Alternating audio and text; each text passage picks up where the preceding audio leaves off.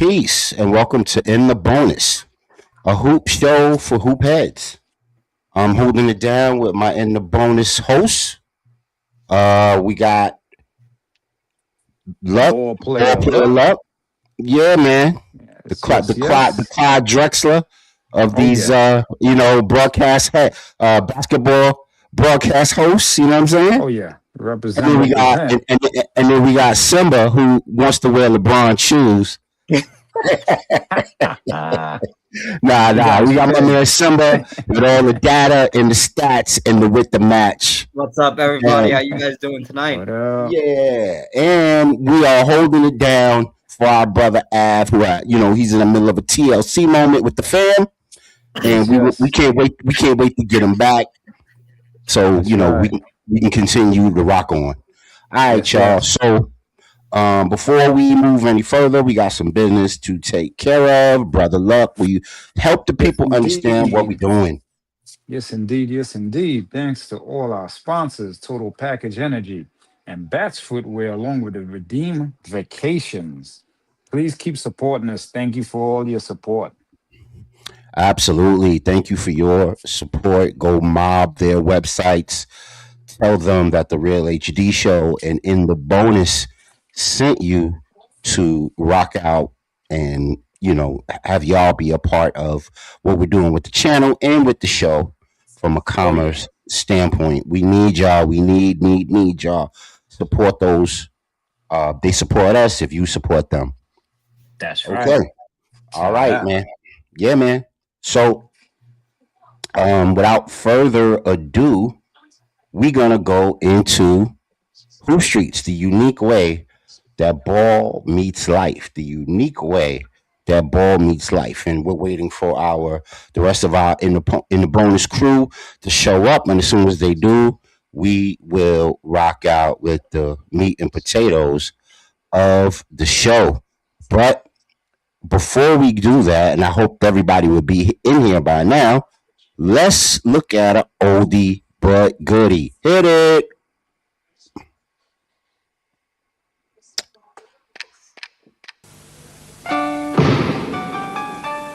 What's in the bag? Lunch. Big Mac, fries. Play for it. You and me for my Big Mac? First one to miss watches the winner eat. No dunking. One knee. It's me. Win a Get it. horse. I forgot all about this one. Off the floor, off the scoreboard, off the bank board, no rim. Over the second rafter, off the floor, nothing but net. Through the window, off the wall, nothing but net. What you want is what you get, and McDonald's today. Off the expressway, over the river, off the billboard, through the window, off the wall, Hilarious. I remember nothing this. but net. Hey, that was for a kid growing up. It didn't get no more lit than that, man. That was a Nah, great commercial that for was I miss yeah. those basketball. commercials, man. Yeah, that You know, took me back, man. When I saw it, I was like, "Wait, man!" For a young kid liking some hoop, and you saw hell yeah. your faves, and they doing it like that. Oh my Word. gosh, that just takes you into Word. like this childhood place that's just full of imagination and anything's possible. Simba, Word. man, from a young cat, from a young Thundercat, what you think of when you see a commercial like that? Bro, it just like brings back so much nostalgia moments. Like that this basically I think of when I see this commercial.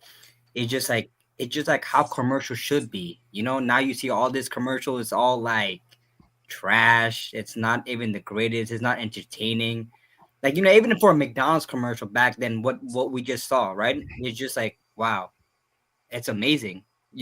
Right now I understand, right? The technology wasn't up to par back then, obviously, but even that, look how they made that commercial. It was pure. It was funny.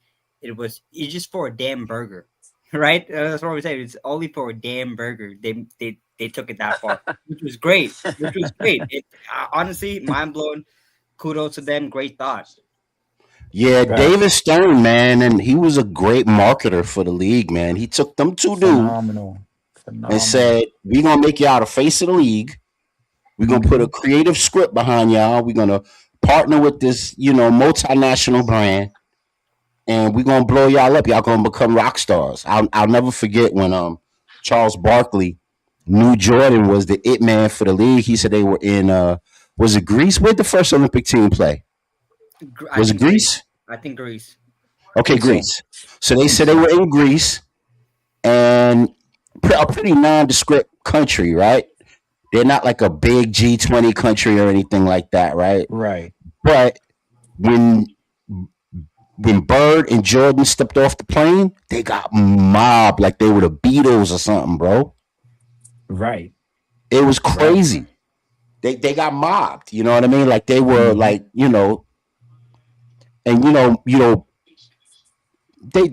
they set the rock star standard for basketball players. Put it that way. They Right. set the they As they set the should. yeah they set the pace for the future. Allen Iversons and the future Vince Carters and the future all stars of the league, the future Stephs and all the rest of them to be rock stars. Yep.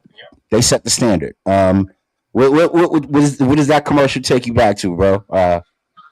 Ball player. Like, what is that? What is that? Oh, yeah. Now that took me back definitely like late 80s, man. You know what I'm Mm-hmm. saying? This was like Mm-hmm. on the brink of the I believe that commercial was made almost around the time when the Dream Team was actually gonna, get when they were formulating the Dream Team, actually. Because the shirt that Jordan was wearing, he kind of wore that back then. You know what I mean? Mm-hmm. So this is like a little bit after he might have just won the finals against my guy Clyde the Glide. And because that was the year. Yeah. That was the year. Oh, I got memories, boy. You praise Clyde so much, bro. You You and me praise both with Clyde that so Jordan much. character. Oh, I remember, son. I knew where I was that Ooh, first game in the finals. I know where I yeah. was. I A just lot came of home from the tender court. moments, man. That dude Guess what beat I was everybody. wearing? Guess what I was wearing? I was wearing my Drexler shirt too. I ain't like how that Ooh, went down now. yes, sir. Yes, sir. Oh, but I got jokes though. Like that commercial itself though. The one guy that would have smoked their boots and horse is Pistol Pete. Bang bang. Oh boy, don't start now. Yeah, Won't be So none. get ball yeah, here we player, go. let's go. Talking that Pistol Pete again. Pistol Oh, would have there. rock. Pistol would have put them Yo, to sleeping horse, brother. yo, Av Sleeping might horse. just jump on. Yo, I ain't got a whole lot of time, but I got some smoke for that. Yeah, peace, Don. What's going on with you, man? Peace, brothers. Peace. What's up, Don? What's up? What up, Yeah, dog? we just I don't know if you saw the beginning of the show, bro, but I just showed the iconic uh McDonald's commercial with MJ and Bird, or nothing but net. So we were just, kind of going back down memory lane with it, asking our opinion. So I'll ask you, when that commercial came out, what did that invoke for you? What did you think as a young kid watching that? What did that memory, put you in the frame of? Telling my mother I wanted some French fries. No doubt, no doubt. I'll play you for your fries. Yo, you know what's funny? I don't know. Well, Simba probably, I'm about to tell my age, but I know you guys, Luck and Vic, man. Yo. Yo, y'all remember those McDonald cookies, man? Them were the best cookies, man. Oh, hell yeah. Yeah, fact. With the with Fact. Grimace, Jerry? with Hamburglar and Grimace on the cover. Word. Yeah, man. Word. Yeah, Word. man. Oh, yeah. Oh, yeah. I know what you're talking about, bro. I know what you're talking about. Yeah, I know what you're yeah. talking about. No doubt. Hey, bro. Yeah, man. McDonald's, they definitely put a little bit of an imprint on everybody's childhood. The commercials were just too much. They were everywhere. So even if you didn't eat McDonald's, you couldn't help but see them. You know what I'm saying? Right. It was crazy, crazy stuff. And then see now what they turn into. But let's keep it going, man. We're gonna play a little game. Let's have some fun. This Uh-huh. is called the battle. This is called the battle of the duos for that Mm. smoke. The Mm. battle of the duos for that smoke. So here Mm-hmm. are the greatest duos in NBA history.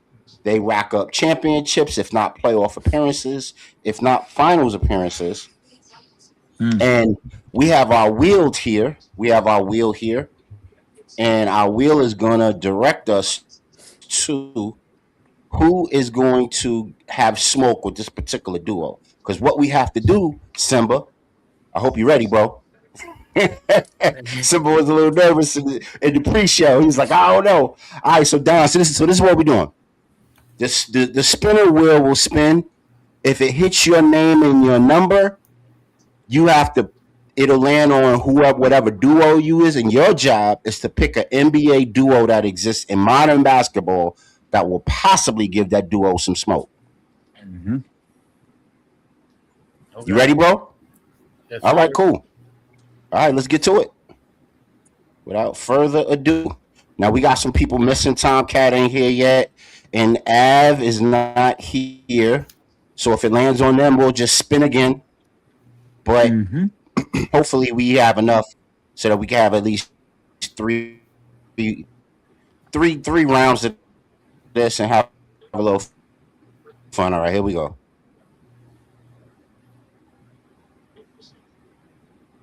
Hey, it landed on Don. Okay. All right, Wow. it's on you, bro. What you gonna do? So you got three. So you got Magic and Kareem. Mm. What NBA modern duo do you think would give Magic and Kareem some smoke? Mm. That's ooh. I think I'm That's what I would say too. That's a tall order. it's not. I mean, I love Magic, man, but you got that picture got a prime Kareem, man. Like I'm like, not even, Right. not even with Shaq and Kobe, man. Like I'm like, because he would give Shaq the business. I think I'm gonna try Kobe and Shaq though. Oh no, you got to pick some. Okay, he's saying that you got Magic and Kareem to top, but you got to pick from today's duos. Somebody from this league right now. Damn, Vic, ain't nobody. That's what. Ain't nobody. Listen, I'm gonna say it like this: ain't nobody with a T at the end. Man, ain't no mountain high enough, bro. Ain't no mountain high enough. Man, Ain't spin that thing and bring it my nobody. way, boy. I got to put the ebonics in this. Ain't nobody. I ain't gonna hold you though. That's a tough one. That's a tall order, but you know what? That's a hard one. But we got to play the game. I think I might try. Uh-huh.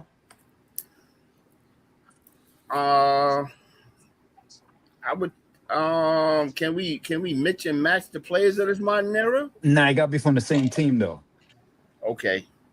Yeah, got to be from the same team. Hardcore Holly. Well, I tell you what, if you can't find a team, name the two players that you think would rival them, and you can mix and don't do match. that, Vic. Vic. We gotta keep it. Nah, hardcore you want to Holly, keep man. it straight? Okay. Yeah. Okay, Yeah, okay, yeah, No, okay. I agree with Vic. Yeah, I think we should name two players, bro. I agree with Vic. No. Let's do this. I gotta agree with you. Keep it to the teams. Okay. Yeah. Okay, Yeah, so I let's put our basketball hats on and get it done. Yeah. Take I your time, can't. Dom. It's- Take your time. Against And Magic. Don, we're and not. Kareem. Don, we're not saying that these two guys are better than them. We're just saying what is your best options against somebody these that can guys? make it competitive. Yeah, Right, yeah, exactly, yeah, exactly. Yeah. In this modern time against Kareem Modern and Magic. time, and I'm not Mr. Modern, and I'm even gonna stick to it. So it's just a 2-on-2. We're not talking about a full 5-on-5 full Right, court. Just a 2-on-2. Yeah, just a 2-on-2 NBA 2K Golly. style. Golly, Something like that. The baby hook and the sky hook. Good luck. Can I go with I'm gonna step outside the box here on the modern team, even though they didn't play too long together. I'm gonna go with Melo and Stat, man. Melo and Stat. Stoudemire. Ah. Oh, I see. Okay. Nah, that's fair. That's fair. Okay. That's fair. No, we gotta go this league. This league here. This here. Oh, you want to go this? See, we going even deeper. Yeah. I said modern, but okay. Oh, you said modern. So you Damn, didn't mean luck. I think you Damn, meant from bro. 2026. Do y'all want to how myopic do y'all want to make it? Y'all want to make it really really 2026 heavy, or do we want to make Yeah, it okay? So 2026. let's all right. And So I'm let's not go just. 2026. So All right, Don, I'm try not. again. Yeah, Don, try yeah. again. Sorry, Don, but we gotta Some go hardcore Holly. Simba, that's a donut, brother. That's a donut. That's a donut. This new app, that's a donut right there. Hey, we gotta go with Yo, it though. Like Like, I Don, said, like, Don was like, I hey, give up. look, like my man, one of my favorite characters from Fat Albert, my man Lil Russell, no class. no class, no class. Rudy, no class, no class. No class, no how. Yeah, that's a tough one though, guys. That I don't think there's nobody in this modern era. You want me to take your fade? You want me to take your fade real quick? Hey, look, I'll take your fade, man, because I ain't saying they're gonna beat them. I'm just saying who I think out of today's, what today has to offer. I'll take the fade. Magic and Kareem, my favorite, of that time too. All right, who am I gonna pick? Let's see. Let's see. Okay, I'm gonna go with Denver. I'm going with Joker Ooh, and Murray. Joke averaging ooh, 29 a that might game. be all right.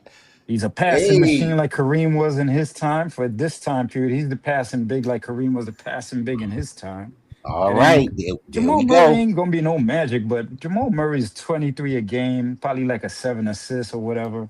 What I mean? He's very athletic, it'll be all right. It'll be all right. It'll be all right. Yeah, yeah. Murray could bust his gun when he need to shoot. He shoot. He Yeah, fills it yeah. And up. he go You're to the talking about bucket now. now. He We're go to the talking about. bucket. Are we talking about fourth quarter Jamal Murray? Good, well, Simba. Now you asking a damn good question. Are we talking about fourth quarter Jamal yeah, Murray? yeah, cause look, that's Yeah, that's two different twins I on that know. basketball court, man. I Yeah. know. I know. And the But only like I reason said, the go only ahead. reason why I bring this up, right, Yes. is because what he did to LeBron and the Lakers, bro. Fourth quarter Jamal Murray. Yeah.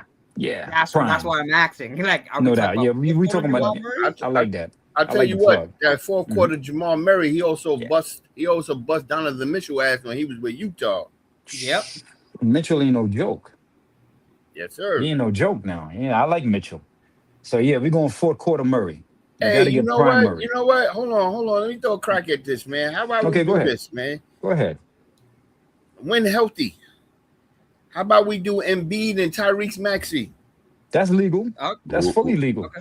That's legal. Ooh, That's ooh, legal. That's legal. okay. All right. So you took your fade Since back. you I put give you back your since fade. you put Uh-huh. you gave him a bionic leg, I'm with you now. Yeah. I'm with That that. might Yeah. be I'm with be that. all right. I don't think I'm they'll with that. win, but I hear Right. you. Right. But like what we said is the best this era has to offer. We're not saying they can beat Mm-hmm. them. Mm-hmm. We're just Mm-hmm. saying the best that they have to offer. See, I would use Denver. So he's saying he would use Philly. I'm with it. Yeah, that's cool. Embiid is Dope, averaging like dope. 19 a game this season in particular. When I I mean, became aware that he was you're playing. talking about him pulling Kareem away from the basket. Hmm. And nobody's done that before. Yeah. And then, I mean, I got to go with Tyrese Maxey's speed He's over nice. He's Magic. nice. He's nice though. Yeah, he's nice too. He ain't gonna lay down. He's nice. He going to the bucket. He's shooting that three. If you're Magic talking pulls about him. if you're Yeah. talking about like size wise with Magic, since we're talking about like Magic and Kareem, right? If Yeah. you want to go the Philly route, we could do the Philly route too. But I would, if like Don said, if all healthy, right, and a player that could play games consistently, I would put Ben Simmons because of his height, 6'9". He could dribble the ball.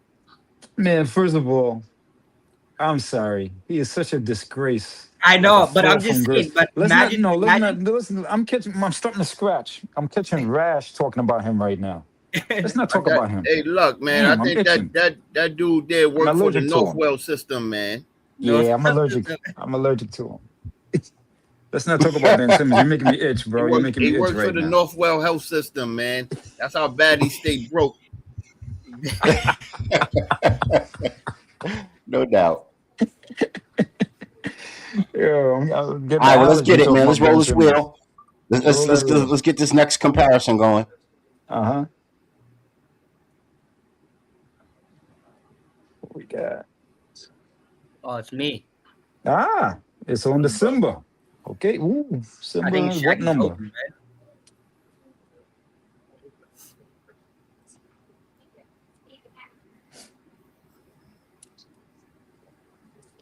Your Vic, your screen froze. All right, so we're gonna freestyle till he get back on. Okay, so 4. Let's see, 1, 2, 3, 4. Yeah, you got Shaq and Kobe, Sim. Yeah, that. Ooh, you gonna have a good time. Yeah, I mean, honestly, 2026. 2026. Yeah, Ooh. thanks for throwing out that luck. Yeah, just gotta Appreciate it. remind you to that knock on the screen. Make sure you heard me. Um, I, I I like it. know. Go ahead, Don. Go ahead. No, I'm sorry. I actually like going back to your pick, man, against those two, man. That'll be something, right? But what Simba got? Let's see what Simba gonna shoot that fair one with them real quick. All right, Simba, who you got? Mm, damn,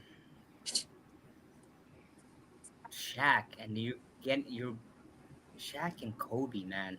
Yeah, Superman, Shaq Attack, You got oh, Superman and the Mamba. honestly, I could try this, but I don't know how it's gonna work. But I'm just gonna take a stab at it anyways.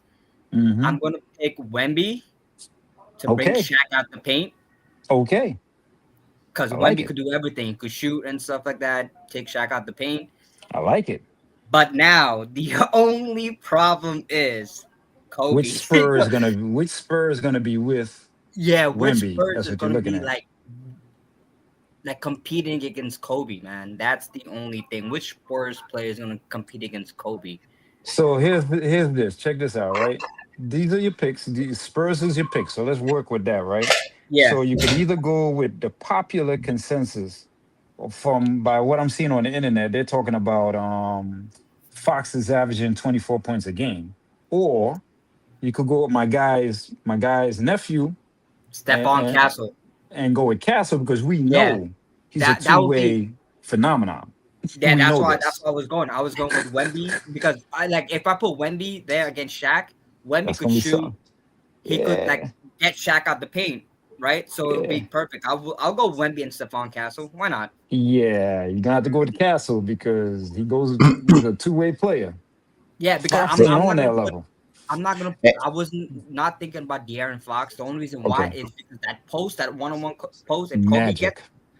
I yeah, mean it's Kobe, done. yeah, Kobe, yeah. It's Kobe. done. If he gets De'Aaron in the ISO post, oh, he's done. Kill him. He'll murder him and he could guard him. Yep. So that'll yeah, be that that'll be matchup will fill up a gym for sure. word. Now what I will say is this though. When they shoot for ball, the Spurs should go first so that Wemby could kind of wear Shaq out early in the first set of movements outside beyond the 3-point arc. Because I'm telling you, from the time Shaq Dees will get him down low for Oh, two it's done. times, for Yeah. two times, I'm gonna tell you though. I think that matchup is not only an interesting one. I think on yeah, the flip side, because of Wemby's extraordinary talent handling the ball, he's yeah, gonna get Shaq in foul trouble. he gonna break his Right. kneecap. Don, I was just thinking that. I was like, I could see Shaq going for a Wimby pump fake real quick, Yeah. Absolutely. trying to be aggressive, and then he get caught in the air, and then Wimby to the rack And we for gotta a remember, reverse slam or And the something. thing is that Wemby doesn't need to like jump either. He could just tippy toe and just dunk it. but we also got to remember too. Shaq had trouble with Hakeem the Dream, which is Wemby's professor, right? Wemby got Hakeem's move, but with his handle. It'd be interesting. Let's just say that. Which is crazy because in past interviews Shaq did, through the years, he said the two toughest centers he ever played against was Akeem and Patrick Ewing. Mm, mm, mm. He said they gave him fits. Yeah, Because they can shoot. yeah. Mm-hmm. Yeah, Yep. yeah.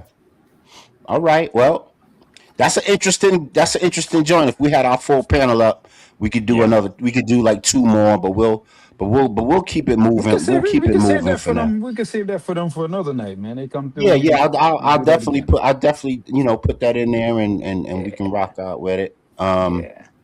What else did I have? Because I had my whole joint lined up, and then I had to go out, and it erases it once you go out, On Vic, and all that. at the Yes, tail end of Hoop Streets. yes, Me sir. and Don wanted to touch on a topic. We wanted to touch on the Isaiah Thomas and Michael Jordan situation that keeps. You guys are reading my mind. I got that locked and Yeah. loaded. Oh, nice. I want Let's to go. talk Let's about go. it. Let's get some all-star entertainers and athletes dunk contests. Here we go. Hoop Streets. Interesting. Let's see Way what we back. got here. Back into time. Might have Gonna to put go my back. glasses on for this. He better get that hat like Mr. Sanders. He really got, I thought, flat out robbed. It was a great dunk. Jim Valvano, the first attempt by Griffey. Yeah, Griffey did the off-the-board timing slam. He better get that hat like Mr. Sanders. He really got, I thought, flat out robbed. It was a great dunk by Hanson, but now it's going to be tough to beat. He's got a lot of stuff. He goes behind the back. Oh, did he get a 9-8? That was a tremendous attempt. It's a family Everybody wanna affair. be like His Mike. brother Butch played for Bob Knight at Indiana. Look at that. Maybe Chris could have played. Yeah, but Michael Irvin did his D. Brown impression. This is so good, I can't even look at it myself. And after the wow. first attempt, Chris Carter leads Michael. He'd like to take off from behind the foul line. Is he going to do it? Can he do it? Yes, he does. An outstanding. Look at the intensity. You better believe he wants to get into the winner's circle. Here he is, goes out with the little one hand. Oh, Nice. cups it. Lace couldn't get off the ground, and he did fairly well. Look at him right here. Oh, yes, Mr. Bonds. And he says, I love His pride, but he's going up against a two-time champion. This is Mike Conley's second attempt. His wife Regina looking on. 360 spin. Tuck it away. It's another cup. Finish number 2 to Mike Conley. Here goes the Heisman Trophy winner. There's the bounce jam. Count it. That's a big timer, baby. He's finished out of the winner's circle. Here he goes. Oh, reverse jam. All right. Jim Val- Oh yeah. I First thought of that all- was always cool to see, some of the entertainers and hoopers, get it in. Because, we always did that as football players. Yes. Trying to let Tom in. Yes, sir. Yeah. First of all, Hey, what Tom up? Cat, Tom Cat. Tom Yo, Cat. what's up? What's up? Tom. Show 'em What's off. going on, brother? Coming back from Quran game in Florida. Nice. Oh, wow. Okay, Yo, nice. Nice. He had 17 and 7. Yes. Starting to hit in the Nice, mid-range. Nice. That's what I'm talking about. That's what I'm Quran talking strong. about. That's what I'm talking about. Good That's what stuff. I'm talking about. But them big men are killing me. It's like they playing volleyball with the ball. It's crazy. It's real crazy. Wow. Y'all gotta see the game. Yes. I'm gonna look it Well, up. he sent it to me on it may come back on ESPNU tonight around 2. But if it don't, I'm gonna send the link out. When he Nice. send Yeah, it to me. please. Okay. Yeah, please, man. I'll grab some clips and we can rock with it next week. This Yeah, shit's crazy. Bro. It's crazy. Yo, look. so- I'm happy for him. Yo. Look, I got ALR with me. Me and him went out to the game. He was crying. He was like, look at this shit.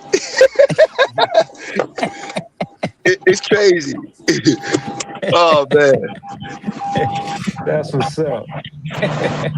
So Don, you were saying something about the dunk contest with the Yes, other athletes. I would like to first start off, man, with my man Deion Sanders with the LL Cool J around the way girl hat he had on. Yeah, You know what I'm saying? Like he had the joint on from my man Mr. Smith. hmm But yeah, you know what, man? I would actually like for them to bring that back.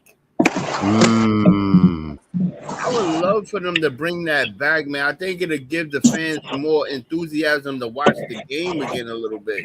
I think Agreed. they definitely need to bring that back, man. Like really bring that back. I mean, them were dudes that, didn't play ball, a lot like that, but they athletes. No You doubt. know what I'm saying? Like I definitely would love to see that come back.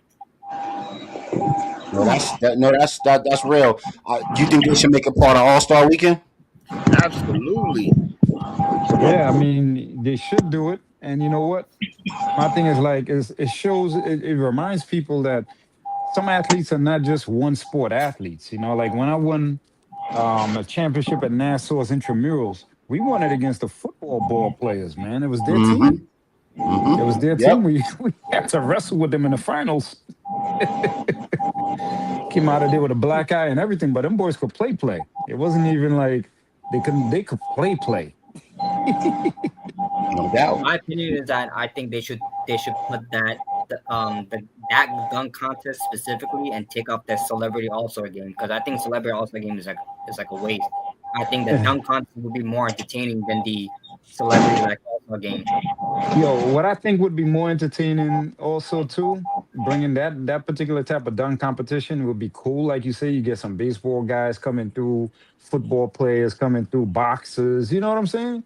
I mean, look, Terrence Crawford, the pound for pound king. He played basketball. Him and Gilly the Kid was going at it. You know what I mean? So it'd be interesting, you know. But other than Nah, that, I that'd be would say nice to bring. see. Yeah, absolutely. Other than that, I would say please bring back the one-on-one. Please bring back the one-on-one in the That NBA. one-on-one would be also nice to see in the all-star game. Yeah, Like yeah. everybody in the lottery system, you get picked out, you play a game, a quick game to 7, Yep. 5, whatever the case may be, Yep. 11, Mhm. Yeah. and just I keep absurd it dominance. I keep it $150 in my household back in the 80s. My dad was every All-Star game, my dad would be like, man, forget that. Now he was anti-dunk competition. He's like, forget the dunk competition. He was like, bring the one-on-one. He's like, they just scared that Jordan takes it every year. That's why they don't do it, Luck. I was like, really, Dad? He said, yeah, I'm telling you, they don't want to see Jordan out there giving it to Larry Bird. I was like, really? So But there's the a thing is, couple of. Go ahead. Finish your no, thought. I'm sorry. no, you good. The only reason why like Jordan would win it every year, and I agree with that, is because Jordan learned his opponents. He Yeah, knows yeah, what to yeah, do, what they're gonna yeah, do, when they're gonna do it, how they're gonna do it. He just reasoned like a book. So to be yeah. fair, like Jordan winning every year is kind of like, no brainer, obviously. But I'm gonna show you something though. I'm gonna show you something. That's my old man thinking, right? Me right now, of a wiser mind looking back then. Yeah, they probably just didn't get around to it, but there had to be somebody somewhere saying, please bring it back. You know what I mean? But I'll tell you something though. When the league has to protect their like top 5 players, the image, you know what I mean? They would rather have the mystery and the question mark out there versus it being really tested. Mhm. Because what would happen is this, right? Let's just say Jordan is in the finals against Ron Harper, prime Ron Harper. What happens in a one-on-one? This ain't 5-on-5 no more. You know what I mean? There's no picks. There's none of that. You're looking at 2 athletes that are just a shade away from being on level with each other, a shade away. Because Harper was a athletic, he was a beast himself. You know what I mean? So it'd just be interesting. You know, what if Harper did beat Jordan one-on-one? What does that do for his brand with Nike? What does that do with his brand for the NBA? You and I could take the loss, you know what I'm saying? But could the league as a business take that loss? The The mystery same is thing, over. luck. The same thing, luck. Right? I could give a similar story, right? Like on Hmm. last week's episode, you guys asked me, like, you guys asked everybody. I'm like, why LeBron didn't do the dunk contest, Got you. right? I got you. So we Yeah, could you're we, right. we could go we could go both ways, because to protect Yeah. that image. You understand? Like, The let's say brand. hypothetically, if LeBron competed in the dunk contest, he won. What will Nike do for him after he wins that dunk contest? He already got the Right. max contract as it is, right? Right. He's already getting millions of dollars as it is with Hmm. Nike, right? So if he won that dunk contest, if he participated in that dunk contest, if he won it, what would Nike do more for him? Or if he lost, what would Nike do after his loss?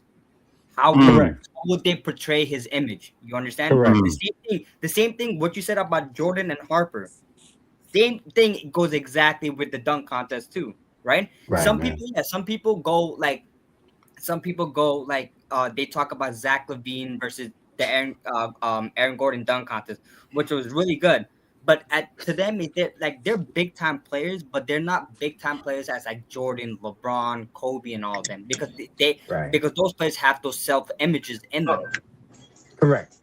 You understand? So it's a different. It's a different point of view that you have to look at within certain things. Right?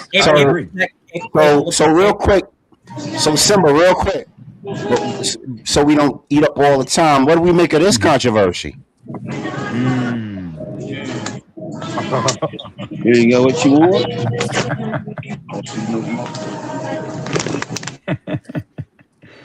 So Brandon Jennings had a lot to say about Draymond versus Dennis Rodman as basketball players. Did y'all look into that at all? I know it was floating around the chat. I heard it. Yeah, I noticed it through the chat. But it's making its rounds. So I have three excerpts. Let me play some of it, and hopefully Don gets in on some of it. Here we go. Okay, copy. Bowling. Draymond Green can shoot the three, spread the floor. Do you know how many rebounds this man average? Guards everybody from 1 through 5. Dennis Rodman cannot fuck with. Hey, Brandon, I hear what you're saying. But he cannot. I hear what you're saying. Listen, but why does Draymond have to do that? It doesn't matter. It doesn't matter. But my job is to. You're deflecting, bro. Look, we're trying to have a conversation. You're deflecting. I'm not reflecting. So you're saying it don't matter. It obviously matters. If you're playing with Steph Curry and Klay Thompson, that's my position. Right? Listen, and you're 6'7". Okay. Right? You have to get them the ball. Okay. And you have to rebound. Okay. You don't average over 10 rebounds for your career. Okay. Dennis Rodman averaged over 13. Dennis Rodman ain't better than Draymond Green. Huh? He's not better than Go Draymond talk to this man about rebounding. You'll change your... One thing, rebounding. Draymond Green can shoot the three, spread the floor. Do you know how many rebounds this man average? Guards everybody from 1 through 5. Dennis Rodman cannot fuck with... Go talk to him about rebounding. Hey, Brandon, I hear what you're saying. I hear what you're saying. But he cannot... I hear what you're saying. Listen. But why does Draymond have to do that? It doesn't matter. It doesn't matter. But my job is to... You're deflecting, bro. Look, we're trying to have a conversation. You're deflecting. I'm not reflecting. So you're saying it don't matter. It obviously matters. If you're playing with Steph Curry... Klay Thompson. That's my position. Right? Listen, and you're 6'7". Okay. Right? You have to get them the ball. Okay. And you have to rebound. Okay. You don't average over 10 rebounds for your career. Okay. Dennis Rodman averaged over 13. All right, I think you heard it. I have two more clips, but it's kind of the same banter back and forth. So I don't want to watch circular comments. Don, what's your thoughts on the Dennis Rodman and Draymond Green controversy? What's your thoughts, bro? I'm gonna give both players the benefit of the doubt, even though I come from the era of Dennis Rodman. I give Brandon Jennings 1 point. Let's just say, with the scoring part of it, Draymond can shoot the three. Even though the dude only barely averaged 10 points a game for his career, he's not a better defender than my man the Worm. He's just not a better defender than the Worm. Like this dude epitomized a person at 6'8" that can guard every position. Not only guard every position on the floor, Dennis Rodman, he frustrated you. Mm-hmm. He frustrated you into actually fouling him. Mm-hmm. And to me, I never seen that with Draymond. Draymond was the opposite. Draymond would actually get the fouls. Right. Because of his over aggressiveness. Right. And I feel like when you break it down in those terms, nah, my man, Brandon Jennings, first of all, like he made another comment, I think, during that episode about Mike. And I would literally love to sit down with Brandon Jennings, man. I wish he could get on this show. Somebody know him. Right. My man, you wanted to be Michael Jordan. For real. Just like everybody else. For real. Let's just put the facts on the table.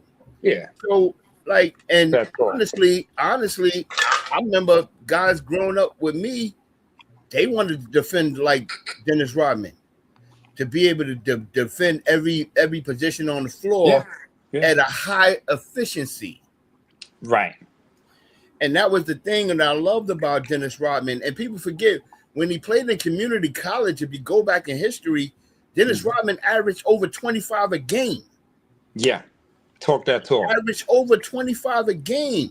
Talk that so talk. let's bring them stats up. Yep. Like what are we talking about here when we talk about this man? This man in the Hall of Fame, like he deserves every bit of it. Every bit from college to the NBA. Like you can't pound for pound, as they say in boxing, pound for pound. The Worm was that dude. Yep. You know, like Don, you know what they forget too? When the Worm first came to the NBA, the Worm was playing in the backcourt. He was yes, sir. He was playing shooting guard. Yes, sir. Yeah, people forget that he actually showed potential to be a decent offensive player. It's just that the Worm, somewhere along the line, decided to pick a role for himself and dive all the way into that role. Big man. Oh, she was big man. Athletically, I mean, look at the players he played with, man. This dude. I mean, you played with Hall of Famers. Right. I mean, that's put it on the table. You went from playing with Isaiah, you played with Mark Aguirre, you played with my man Joe Dumars.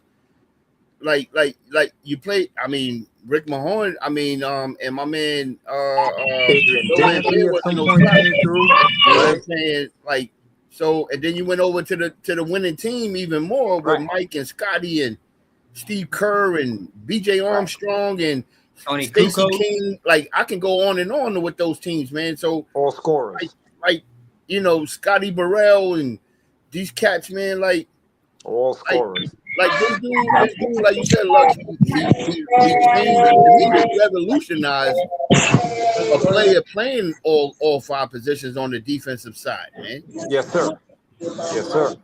Like Simba. what I want to add on to what he's cooking, right? Let's look at it like this. Draymond Green is 8.7 points a game, okay? Right? Rodman is 7.3 points a game. A guy that was not trying to score, okay?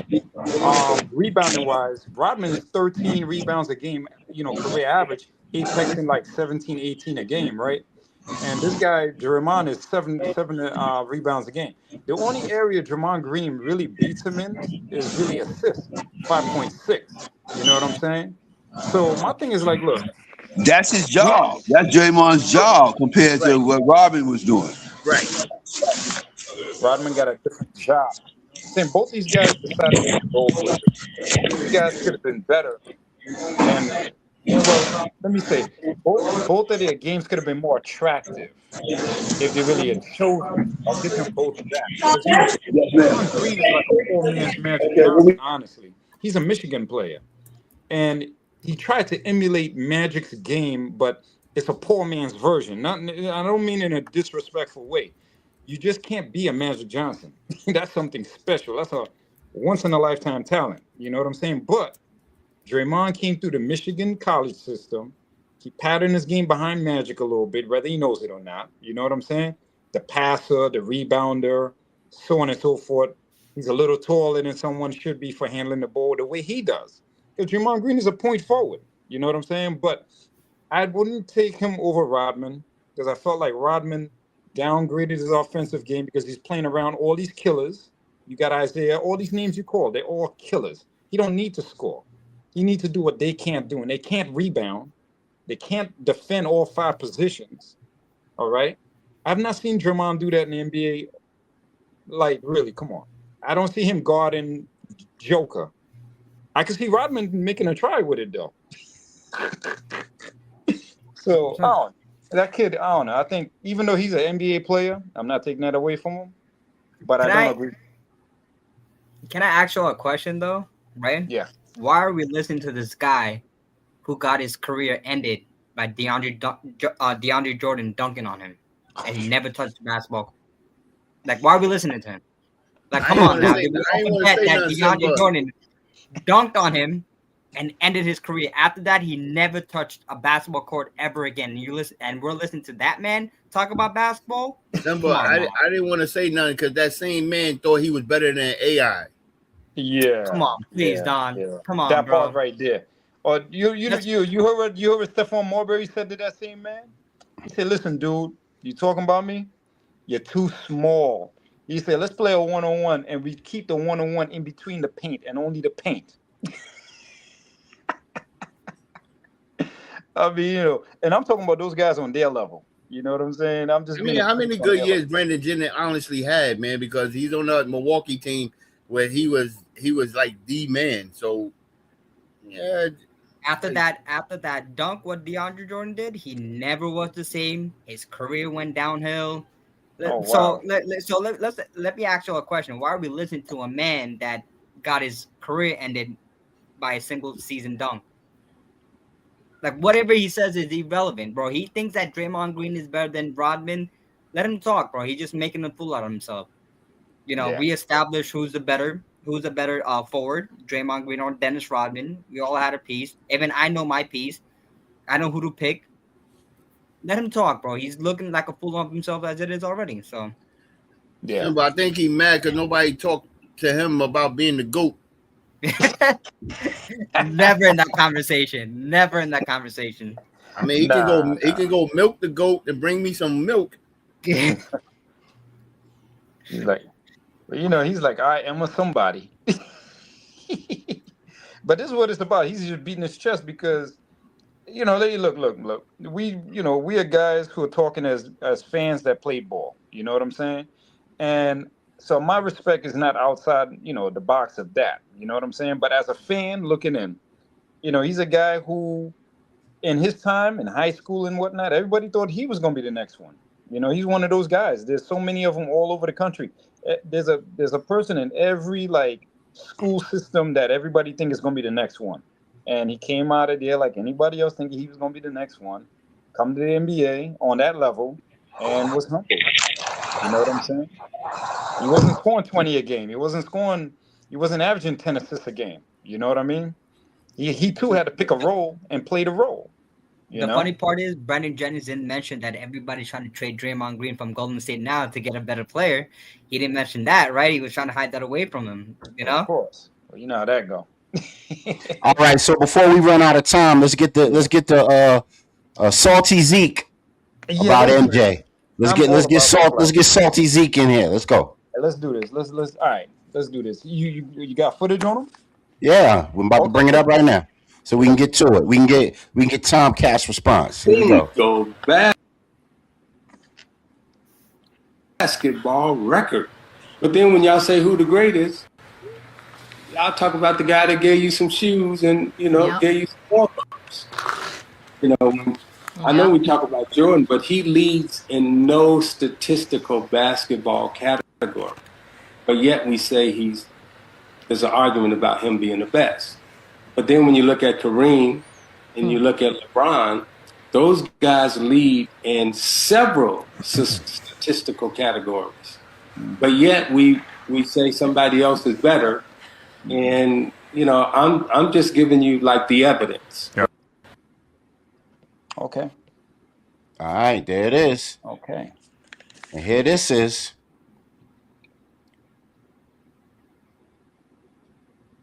So let's give it some smoke, fellas. Can I just say one thing before you? Is Isaiah just salty, or is MJ the GOAT? Talk to us. I'm gonna go last. I just want to make one comment. Didn't that one year when they were making that the dream team, Jordan didn't want Isaiah to be on the team. Jordan kicked him out. 90. You talking about the dream team? Yeah, or the redeem team. That was the redeem team or the dream team. So my take on that was it's all, to me, is hearsay. Nobody actually proved it, because at that time, Simba, it was, obviously the NBA was more competitive than it is now, with all the teams, but him and Zeke just didn't get along from those Detroit Bull eras and playing against each other, even the disrespect when they didn't shake nobody's hands when the Bulls put them out the playoffs.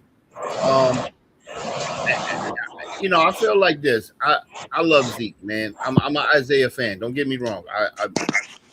I like Isaiah. He's one of the best pure players I ever seen play in person, television, VCR, you name it. The dude, though, I just never understood after 40-something years that bitterness that you got. Like, you still have this bitterness from, like you just said, the 1992 team. I felt Christian Laettner didn't belong on the team. You know what I'm saying? That's my opinion. You know what I'm saying? Like, I felt he took somebody's spot. You know what I mean? Like, and at that time, to me, when he was playing Christian Laettner, you had two guys by the name of Alonzo Mourning and Shaquille O'Neal that was playing in college, respectively, at Georgetown and LSU, that was dominating.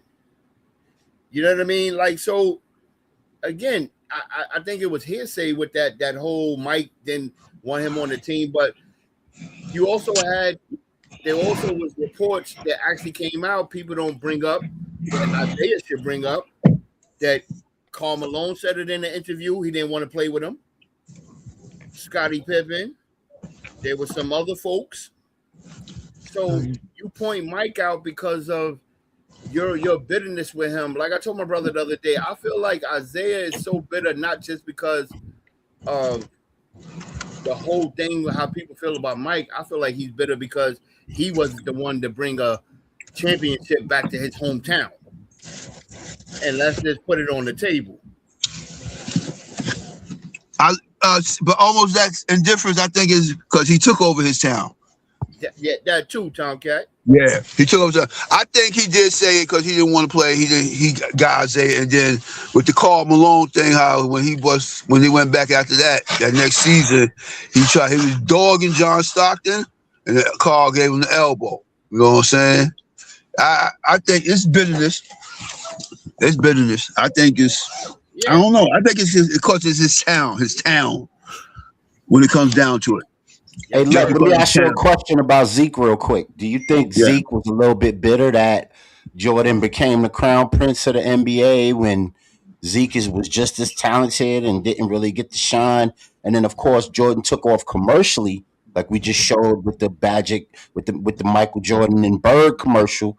Jordan took off and became the rock star, where Isaiah had to be the workman of the NBA. You know, him and Dumas had to be the go to work lunch pail guys, right? And get it out the dirt. You know what I mean? Montek, different markets. He was marketed as the Bad Boys, and Jordan was a brand compared to the Bad Boys. They got their first. They was the first one with the private planes, and then the marketing of the T-shirts, Bad Boys, and everything like that. Jordan come in, they marketed him and made him a brand. And he's still bitter, but it's more than so Zeke and them became the Bad Boys when Jordan and them became the prince of the NBA. Yeah. You know, I even feel like even with that, you know, I want to chime off what you said, Tom. Like I feel like even with that, like before Mike got into the league, you had Magic, you had Bird, and you had Isaiah for a few years, and nobody really put Isaiah even in that threshold at the time with Magic and Larry until this young man started winning. Until he started winning. You got basically how they say it. You know, Isaiah, I think he felt like he was the black sheep of the family. Okay. Yeah, but he didn't really his brand. He didn't really break off because he just started winning. Those two, they could have had three, but he got hurt and they won the two, and then Jordan came in and took him out. Okay, so I'm gonna jump in. So I agree with a lot of what you brothers are saying, right? What I want to remind people is this. This started from a place that we didn't know about until now, right? Meaning that it's not any of these places that we think it started from, to be honest with y'all. Because Isaiah had a very, very good, extensive interview on where it started from. This started from when Chicago did draft Jordan. When Jordan first came to Chicago, Isaiah Thomas's family took him in and gave him the keys to the town. I remember that. Made sure he was safe in the hood. All right, whether anybody thinks that Jordan needed to be protected or not, but he took it upon himself. He said, "There's the man coming to my town. This is my town. So I'm gonna do for this man pass the baton to this man and give him that protection. Because you know how Isaiah came up. They came up rough. You know what I mean? All the vice lords and all that, they came up rough. So he made it known, don't touch Jordan, for one. Now, Isaiah's little like nephew or whatever was real tight with Jordan back then too. To a point where at one point they were staying in the same household at one point. I don't know, maybe Jordan was like a guest at the house. So you got that. So that's all precursoring the All-Star game freeze out that they accused Isaiah of, right? Iceman and Magic, they accused them of that. I'm not saying that they did that, but they accused them of it. But I think that Isaiah smoothed that out in a few All-Star games. If you notice, there were some All-Star games where Isaiah gave Jordan a pass off the backboard and he super dunked it. So they made up for those sort of things, right? Then came, okay, cool, the finals and the Eastern Conference Finals and the lack of a handshake. It's like Isaiah said, the Celtics did that to them too. You know what I'm saying? But when they do it back to the Bulls, all of a sudden it's a problem. When it was done to the Pistons, nobody cried about it. Nobody complained about it. Nobody said, oh, Larry Bird didn't shake my hand. He walked past me. Nobody did that. But the Bulls did. Pippen did. You know what I'm saying? I think more so than Jordan, to be honest with you. I just think that what happens is this.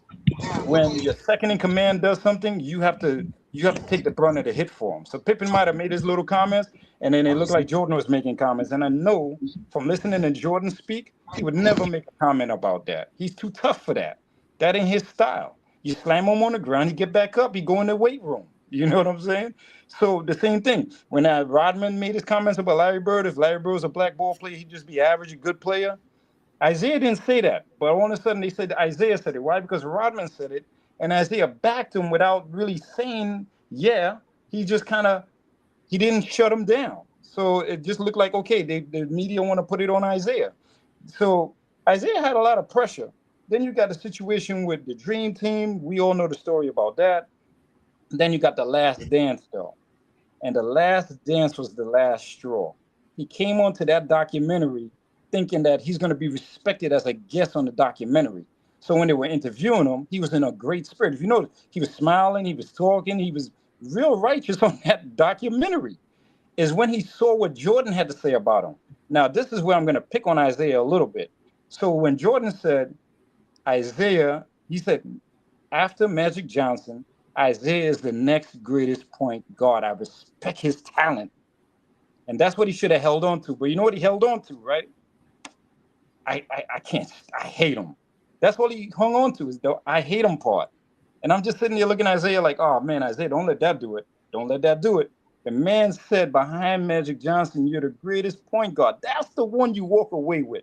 That's the one you walk away with. But he didn't walk away with that. He walked away with Jordan saying that he's an asshole on camera. That's what he walked away with. And that's where this new wave of back and forth really stemmed from. It stemmed from the early history and the revisionist part of it. And then, boom, this thing on The Last Dance. You know what I'm saying? Karl Malone, all these guys is collateral. Karl Malone was just, he mad because Isaiah didn't make the Dream Team. And Isaiah was like, screw that. Yeah, I'll let John Stockton know. And next time I see him, I'm giving him 40 or 50. And that's what he was about to do. Third quarter, he had 41. Isaiah probably would have had 60 that night if Millman didn't stop him. And the only way he knew how to stop him was to put him out the game. That's how bad it was that night. So that's my take on it. That's my take on it. You know. Hey, everybody at home, man, let us know what you think about this Isaiah Thomas versus Jordan controversy. You know, it's another circular conversation, like who's the GOAT, LeBron or MJ. You know, it's going to be a never ending battle because they'll never have a one-on-one. No, and you'll never be able to settle it. You know, I mean, they settled it back when they played each other as, you know, young players, but you know, the lore lives on. We love these conversations. This is what the show is here to do and what it's here for. And real quick before Don leaves, let's turn the page.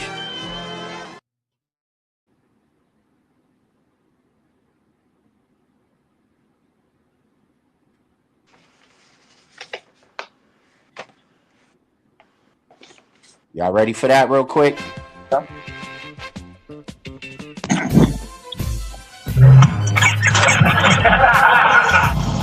It's a clear condition in this day and age. And a new man.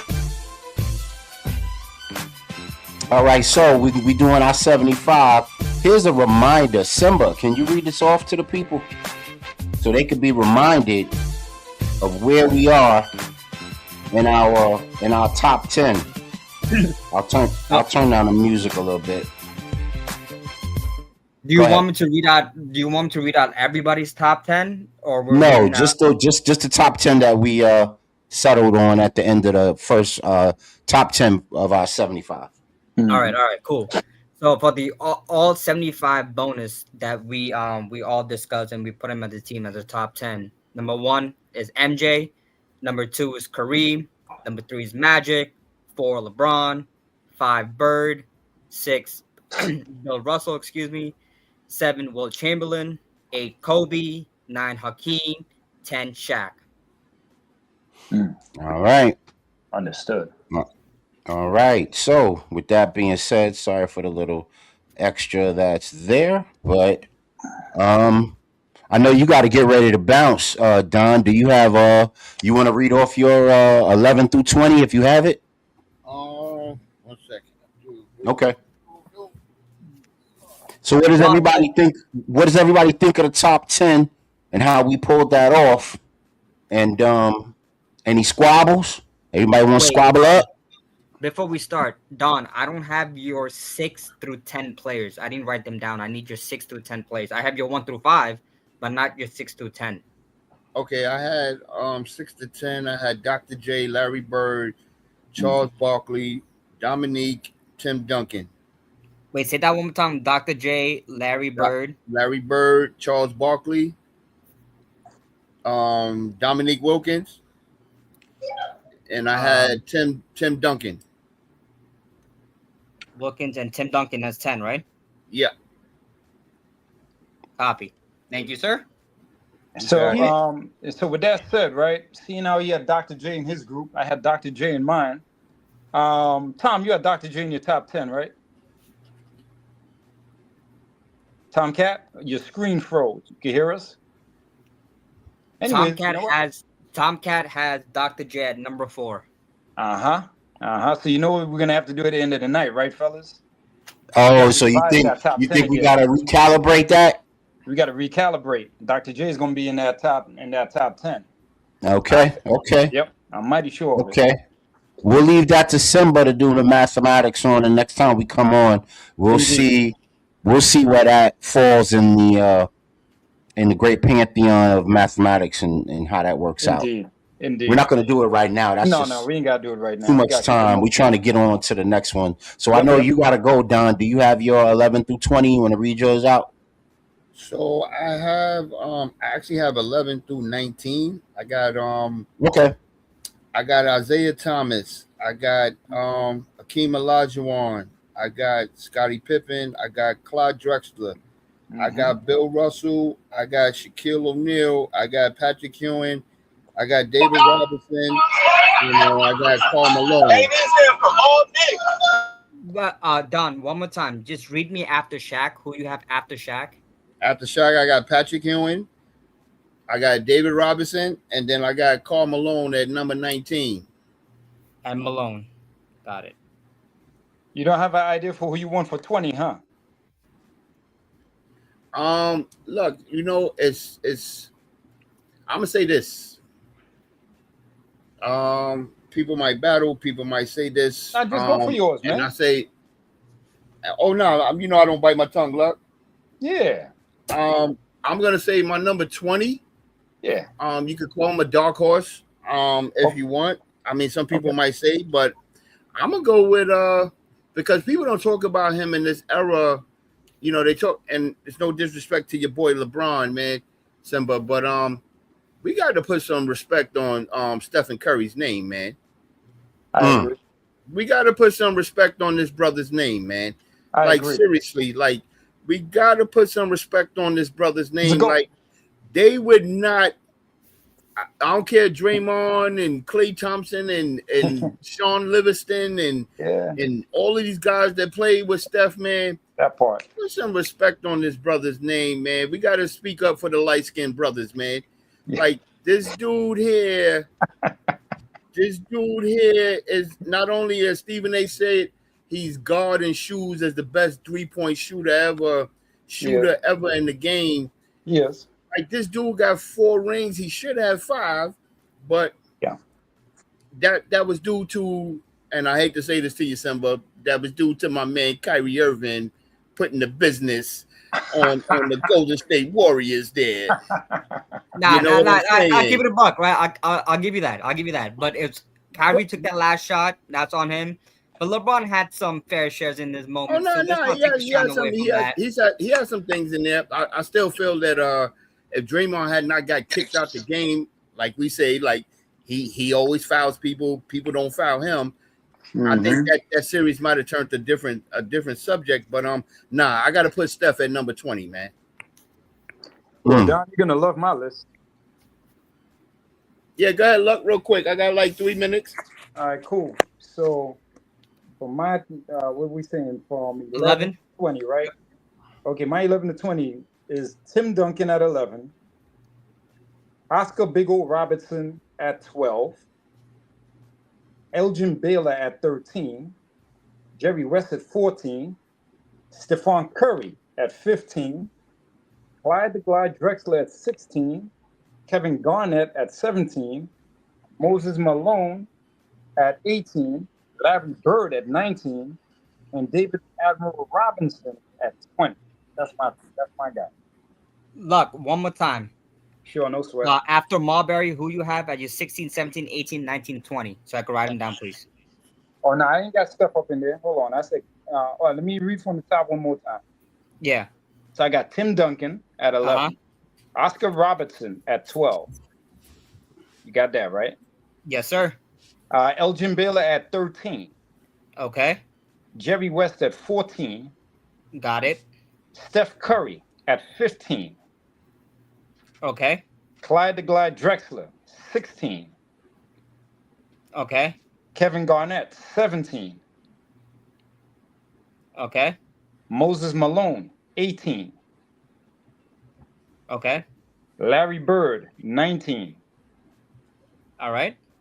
David Robinson, 20. Copy. Thank you, sir. See, Don, I got Curry on the list too, brother.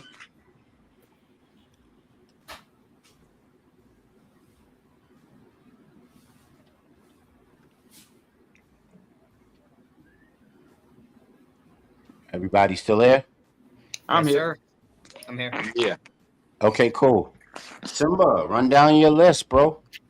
All right. So, where am I? We're doing 11 to 20. So, for my 11, I got Wilt. Number 12, I got Clyde. 13, Dr. J. Number 14, I got, the conversation what we had, prior conversation, Dominique. Mm-hmm. Nice. 15, I got Zeke. Mm-hmm. Number 17, I got David Robinson. Mm-hmm. Number 17, I had to put this guy out here of one finals, what he did to my favorite player. I got to put the German Jesus himself, Dirk Nowitzki. Mm-hmm. 18. The German Jesus. I like German that. Jesus, man. German Jesus. Everybody has to have one. Yep. Number 18, I got Barkley. Number 19, I got Pippen. And number 20, I got Patrick Ewing. Okay. I like your list. I like it. You know what? It's thought-provoking. I like your list. It's thought-provoking. But here's the thing, right? As Don said earlier on, you gotta support the light skin brothers and make sure they have their shine. I'm supporting the German Jesus himself after that one final. Nowitzki, man, he did some damage to my Heat, man. He did some damage. I gotta give credit where credit's due. And you see, Don, you got stuff on your list. I got stuff on mine too. Yo, I want to go with what Simba said, though, man. I think in this modern era, I honestly, I think, outside of the Afro-American culture, man, I think Dirk Nowitzki was the next closest thing to Larry Legend, man. Yes. Yeah, in my opinion too. In my opinion. I always compare them. I just think like the shot form is like similar to each other's, which is crazy to see. Mm-hmm.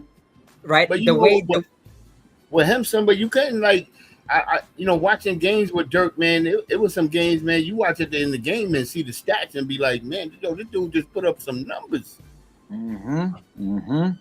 Yep. It's just like after that one finals in 2011, bro, German Jesus earned his name. I'm like, Jesus Christ, man. Like, I was like baffled, man. He took out that whole big Heat, the big Heat 3 team by himself. I mean, it was Dirk and a bunch of housekeepers. Yeah. I mean, that's call it what it is, man. Like, let's call it what it is. I mean, them dudes, Sean Marion was old. Jason Terry was old. Jason Kidd was old. I mean, you had Tyson Chandler did his thing. Like he was up there. You had my man that can go in the concession stand and sell popcorn, JJ Barrera. Yes. But I'm telling you that 2011 Dallas Mavericks team, German Jesus, man, that's all you needed, man. You know what though, somebody? I think that's to me, and LeBron is a great player, but I think that is the thing that everybody's always going to hold over him is that one finals that that they should have like won outright. Yeah, you're right about that. They should have won it outright. Like literally won it outright. They should have. And I don't want to hear excuses about these guys just started playing together. Nah. That kind of talent, it happens right away. Nah. You got Chris Bosh. I mean, nah. It happens right away with that kind of talent, bro. Absolutely. That was actually a disappointment. They were supposed to win. Yep. After all that hype. I'll see you guys next week. Okay, brother. Yo, Vic, you want to catch up on Tuesday? Yes, sir. We're gonna get up on Tuesday and do our thing for maybe me and you Ball till we brawl. Look out for that. Yeah, maybe me and you are lucky to do a 3-way about that. Absolutely. Yeah. Yep. We'll develop it this week. Sure. Okay. All right, man. Peace, brothers. Peace All right, love, bro. man. Peace. Have a good shift. Yeah, man. Happy MLK Day, brother. Yo, Tomcat, you there? Tomcat screen froze, but Yeah, let me see. Hold on. Let me see. Your jeans are a prime example that you was sucking dick in the alley. Listen, All right, we're getting some weird feedback. So if Tomcat, if you go out and come back in, that should clear up a lot of the background stuff. What's your list, Vic? Oh man, I had a 3-way tie, and I know you're gonna be mad with me about Magic. You and Av is mad with me about Magic, but I had a 3-way tie between 10 and 11. It was Magic, it was Dr. J, and it was Hakeem, at between 10 and 11. Okay, between 10 and 11. Okay. Yeah. And then Elgin Baylor at 12, Shaquille O'Neal at 13, Barkley at 14. Okay. Steph, Mr. Bang Bang at the end of the game and ruin everybody's dreams. Stephen Curry at 15.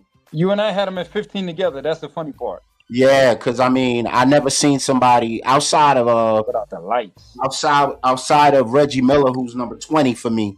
Yeah. I've never seen so many people ruin so many games at the end of it and pull out a game and ruin so many people. That's a long ride from the stadium. You know what I mean? That's a 3-hour ride home, and you thought your team had it locked up until Steph ruined your night. You know what I'm saying? That's about right. Your girl was mad with you because Steph ruined your night. That's about right. And he did it over and over. And then when you watch this man in practice, he does it like routinely. So, man, just an anomaly at the position. So 16 is Pippen. 17 is Allen, the answer Iverson. Okay. I don't think, outside of Isaiah Thomas, I don't think anybody is more athletic from the point position than those two. I'm glad you said that. In NBA history, I don't think anybody's more athletic. At that size and all. I got you. Yeah. I consider like the Westbrooks and the SGAs just a tier below the Isaiahs and the AIs, but man, you want to talk about could do it all. Right. You know what I mean? Could do it all. And you would hate to see if AI had, if AI was 6'4" or 6'6", he taking over the whole league. It's not even a question. Yeah, it's not a question. It's not even a question. He was the And you know what? Chuck Daly once said that about Isaiah Thomas. He said, here's a man, if he was just about 5 inches taller, he would have been the greatest player this league ever seen. That's what he said. He taught the league that super quick first step off the hezzy on the crossover. Kind of reinvented the crossover while he reinvented, how to be a cultural icon in the league. Yeah, let's be real. Iverson did something that is not easy to do. Right. He made them bend the rules to a move that he liked to use. Exactly. That's not easy. Exactly. And also, I have footage on the referees talking about Iverson. And you know what they used to do when they wanted to punish him? They would take that away from him. When the time he do it, they'll blow the whistle all of a sudden. Right, I remember that. You couldn't raise the ball too high before you dribbled it, and all type of wild stuff. Right, that was a carry. But right, they allowed him to do it after he put that move on Jordan. It became something that he was allowed to do now. You know what I'm saying? Exactly. It became marketable, so they had to let it go. But anytime he pissed them off, they would blow the whistle on him when he pisses them off. And I got the proof to prove that. Right. So, and then I got Dirk Nowitzki at 19, and then I got Mr. Atomic Choke, Reggie Miller at 20. No doubt. Vic, one more time. I was having issues on my end. Can you read me your 11 to 20 again? One more time. Sorry. Yes, sir. The tie between Dr. J and Magic. For number 11? 11, yeah. Really, it was a tie for who I had at 10, but I just gave him 11. So Dr. J and Magic was a tie at 11. Elgin Baylor at 12. Shaq at Wait. 13. Who do you have at your 10 spot? Because in your 10 spot, you put Elgin Baylor before. No. I put was it Hakeem in my 10 spot? Nah, I on my end, you had Elgin Baylor at number 10 before when we first. I'm sorry, I must have corrected that. On my list, I have Hakeem at 10. Okay, so you have Baylor at 12. Yeah, Elgin Baylor at 12. Dr. J and Magic at 11. Elgin Baylor at 12. Shaq at 13. Barkley at 14. Steph Curry at 15. Pippen, Scottie Pippen at 16. AI at 17. Garnett at 18. Dirk Nowitzki at 19 and Reggie Miller at 20. Got it. Thank you so much, sir. Appreciate it. Yeah, no problem. Yeah, man. So everybody at home watching, if you want to drop your 11 through 20, you are very, very welcome. You could drop it in the chat. You can drop it in the comments, or you can come on up on our live stream and you can jump in with us and, have your say. Do things your way on the show, live with us. Oh, yeah. As we move it along. Please do. Yeah, we're in the NBA 7. Go ahead, bro. Go ahead. We need some controversy. We need some debates and stuff like that. So anybody watching at home that has their own list, that want to share their list, please don't be afraid to do so. And if you're scared, don't be scared. This is just friendly conversations. Nothing we're holding against each other. We want to see what you guys come up with, something creative, like how we're all doing our list. Please, if you guys do have your list, please come out and share it. Yeah, even if you're from another podcast or another, editorial or magazine, and y'all made y'all 75, share your 75 with us, and let's see. So here I got a little controversial piece right here, man. Do y'all think that Dame Lillard and Luka and what they've accomplished so far could make a case to be in the 75? Look, what's your thoughts on that? How many years Luka got in the league? He's not a 10-year vet, right? No. Then no. Not a 10-year vet. Okay, so you think only 10-year vets get this option? I believe so. In my opinion, Okay. yeah. Nah, I'm feeling you on that. 10 plus. 10 plus. I'm feeling you on that. Like you gotta earn some time and put You in gotta some. earn for you know. burn. You gotta earn for. Hey, listen. I would love to put Ralph Sampson in here, but you know what? I can't because Just didn't do enough. his 11 because of injuries. You know, it was just a little. You know, it's just a little staggering against making him top 25. Even though I think he's just as talented as any of these people in the top 25, and I think that he would have gave a headache to all of these people in the top 25. I've seen him do it, but it's just that was him operating. You know, his prime, he never truly reached his prime, in my opinion, but we take what we got. So he had some prime years. What would be his actual physical real prime? It's just that, hey, look, 11 years can't cut it for this particular list. You know what I mean? Not for me. And I love him. I do. I play with him. I got him in my video game, in my championship center, in my video game. But just keeping it real. No, I hear you. So, does anybody have any beef at home or within the panel? I know our panel dwindled a little bit, and I'm not sure what's going on with Tomcat. You still there, bro? Yeah, what's up, man? Tomcat froze up. So if he rejoins, I'll put him back in, and then we can rock out. But anybody got any beef? Any interesting things? You know, sir, I might be having a little bit too much respect for the ball players that you guys named, because I actually admire most of the ball players you guys named. So, but let me see. Just for the sake of the situation. Okay, Simba, who is your 11 to 20? My 11 to 20 is number 11. I got Wilt. Number 12, I got Clyde. Okay. Number 13, I got Dr. J. 14, I got Dominique. 15, I got Zeke. 16, I got David Robinson. 17, I got the German Jesus himself, Dirk Nowitzki. 18, Barkley. Okay. 19, Pippen. 20, Patrick Ewing. I appreciate, I appreciate the Patrick reference. Patrick don't get enough respect. Nah, he don't. He don't get enough respect. I ain't gonna hold you. I didn't have him in my top, 20 either, obviously, but Patrick does. I'm glad. You see, that's the problem. It's like I wouldn't pick on Pat because I love the fact that he got a shout out. I'm not gonna lie. I did it for the Knicks fans out there. Patrick Ewing. Let's go. Nah, don't be throwing nobody no weak mulligan, man. You playing business ball. You're playing business ball right now, right? Right. I did it for the Knicks fans. Get out of here. I did it for the Knicks fans. So who was your 18 again? Who was your 18? 18 is Barkley. Okay, so I got Moses at my 18, right?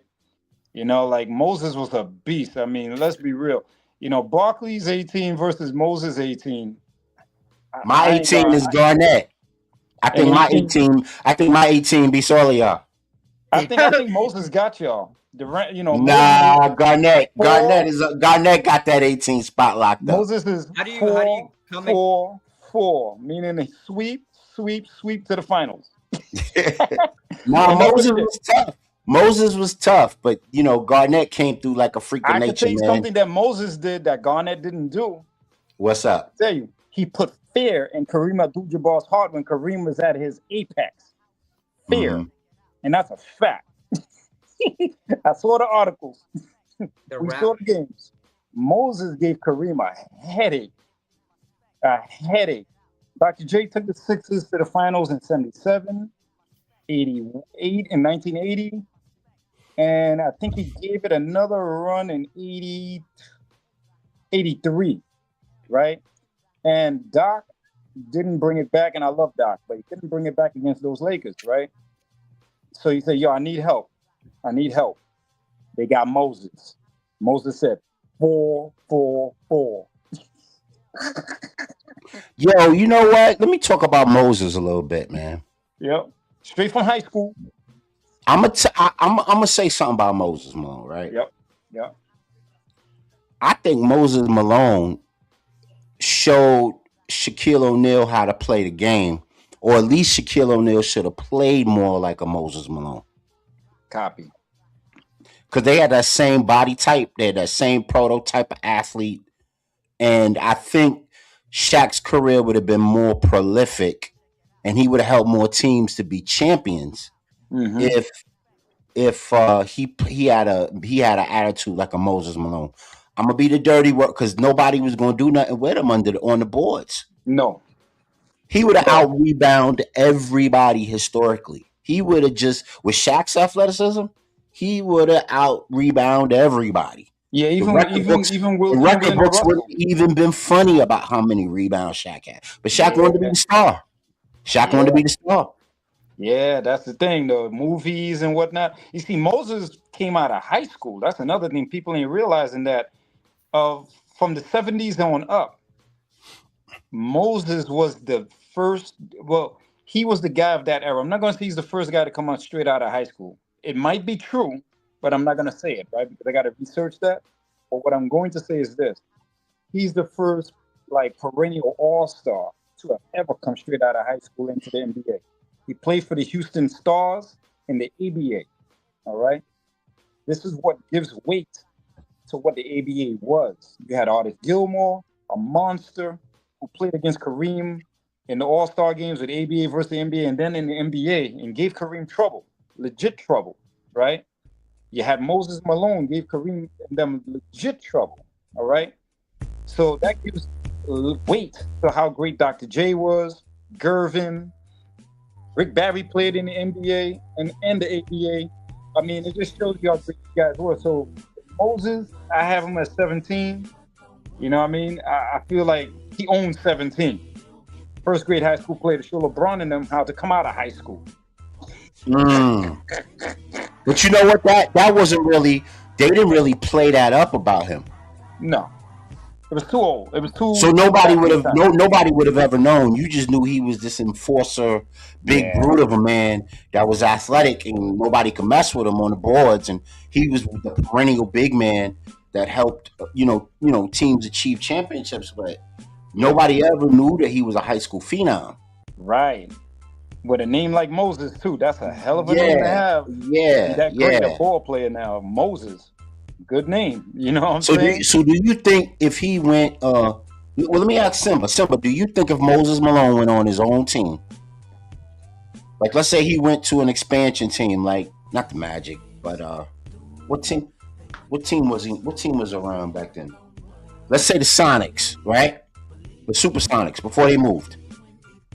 Do you think he could have been a superstar if he just concentrated on being the big man brute that he could have been?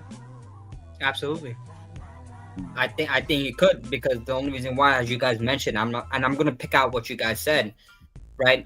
As what Luck said, he's the first player. I could be wrong. We could be wrong. We don't know if he's the first player out of high school, but someone in the chat or whoever's watching could correct us on that. If that's true, then if he stuck to his game and did what he did prior, he could be that same superstar with the same caliber level. If he did what he did, played the way he played, and if he went on the Seattle Supersonics and played that with Sean Kemp and Gary Payton, woo! Those three people on a team, crazy. And if you take Moses Malone out, you know what Sean Kemp and Gary Payton did on that team by itself. But imagine if they had Moses Malone, a dominant big man who did everything. They will be on. Okay, I have the answer. Reggie Harding, 1962. Look. Okay. First player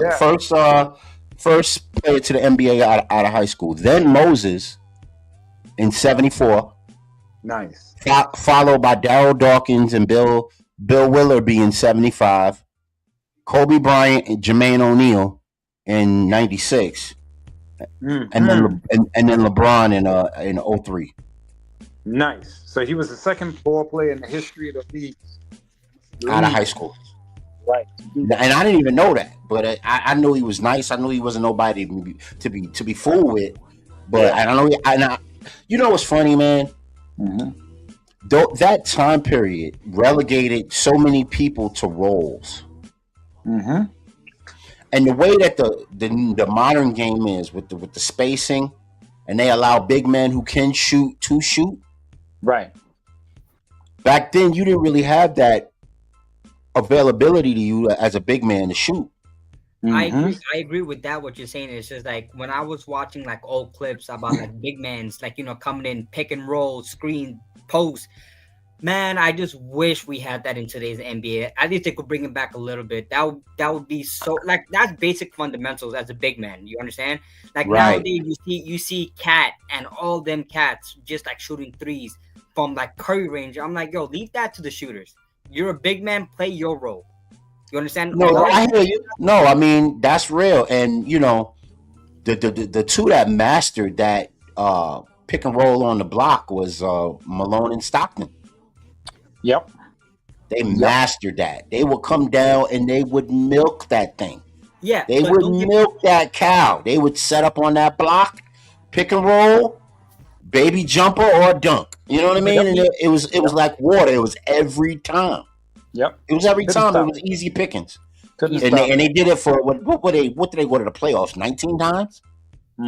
Some ridiculous number as a duo? Yep. Ridiculous. But the same thing. Why do you think Hakeem was one of the arguable greatest center? Because Hakeem not only played the paint, he posted. He actually had developed a little jumper. You know, from the mid range, he was popping it, and which was great. But like you see, like Shaq and like David Robinson and all of them, they didn't develop a jumper, so it would be like, you know, like not like hard to see nowadays. You know. Right. That's why I like players like even centers. Like when I see centers like that, when they have that little pop, that little midi, you know, that could be deadly if you can't stop it. You know, that changes the whole perspective on bigs. And that's what I look for in the big too. Like nowadays, all the bigs they could shoot from everywhere. They could shoot from three, they could shoot from the logo, they could do the pop, and they could do everything. But I want the bigs in today's era to play like how back in the days bigs played, just to bring back nostalgia, you know, just to see what you guys grew up with. You know, right. I'm like, you know what? It'd be way too easy for the bigs to score because the floor is too wide open. Yeah, that's the only problem, right? But it'd be like cherry picking. Yeah, but the thing is, like, the only reason why I'm saying this is because I want to, like, I'm looking out for you guys. You know how you like remember watching like Hakeem, you know, do the pick and roll or pick and pop, you know, something like that, or like Carmelo and Stockton do that, you know, just to bring back some nostalgia for you guys, and then you could watch the games like, oh, I remember when Stockton and Malone did this in this finals or this playoff game, you know, it just brings back the nostalgic memory. Right. Fact. Dwight Howard benefited from the pick and roll in a big way. Yeah, but remember, Dwight Howard never had a shot. You understand? He was great. Even if he would just dunk it. He would just dunk it or lay it up. But exactly, he benefited from that because it was an easy move for him.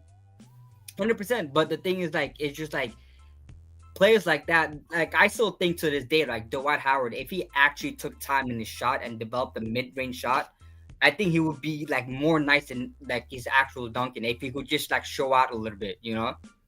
Well, see, for me, that's why Shaquille O'Neal gets a 13 and not a top 10. Because he's super athletic, but he never developed the jump shot, and that's just lazy. You just relying on your raw ability. Like when Pat came into the league, Pat didn't have those offensive moves when he first came from Georgetown. He developed it. He developed it quick too. He developed it, and he led the franchise in points. He wouldn't do that if he was just dunking all day. You know what I mean? That's why, you know, Shaq is dope. I like him because he's a character, and you know, I like him more that he's not a player than I like him as a player.